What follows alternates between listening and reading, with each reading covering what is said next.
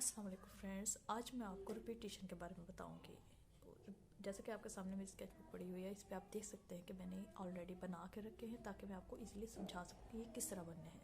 सबसे पहले मैंने लिया है इसकी मेजरमेंट 2x2 इंच के। मैंने 3 बॉक्स बनाए हैं जो इसकी मेन की है। उससे जो नेक्स्ट वाले हैं वो 2/6 है।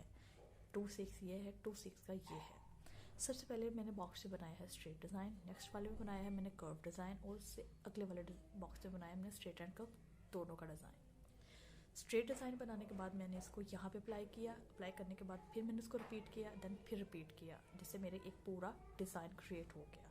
इसी तरह मैंने कर्व डिज़ाइन बनाया। की को मैंने यहाँ पहले ड्रॉ किया, उसने कलर किया, उसके दौरान फिर रिपीट किया, और उसके बाद फिर उसको रिपीट किया, और मेरा एक मेन डिज़ाइन कर्व का रेडी हो गया। नेक्स्ट वन मैंने स्ट्रेट और कर्व का डिज़ाइन लिया, उसको मैंने ड्रॉ किया, उसे पेंट किया, पेंट करने के बाद मैंने उसको दोबारा रिपीट किया, देन फिर रिपीट किया, और मेरा एक स्ट्रेट और कर्व डिज़ाइन का बॉक्स रेडी हो गया। इसी तरह स्ट्रेट एंड कर्व डिज़ाइन बनाते हुए आपने एक चीज़ का ध्यान रखना है, जिसमें यह है कि आपका जो मेन कलर हो वो इनमें से किसी भी एक बॉक्स में हो, उसके साथ आपकी टिंट और शेड का यूज़ हुआ हो। जैसे कि मैंने यहाँ पे मेन कलर, बेसिक कलर जो मेरा प्राइमरी कलर रेड है वो मैंने इनसाइड किया है, साइड पे मैंने उसके टिंट यूज़ किए हैं, और जो दूसरी साइड है मैंने उस पर शेड का यूज़ किया है।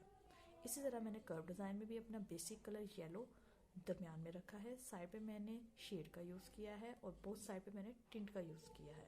इसी तरह मैंने अपने स्ट्रेट एंड कर्व वाले डिज़ाइन में बेसिक कलर मैंने मिड में रखा है ब्लू।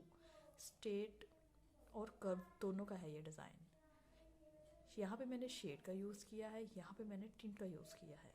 इसी तरह आपने भी जब इसको ड्रॉ करना है, ड्रॉ करते हुए अपनी चीज़ का ध्यान रखना है कि आप इसके ऊपर पहले पेंसिल से या किसी भी चीज़ से अपनी आसानी के लिए लिख लें कि आप कौन सा कलर कहाँ करना चाहते हैं।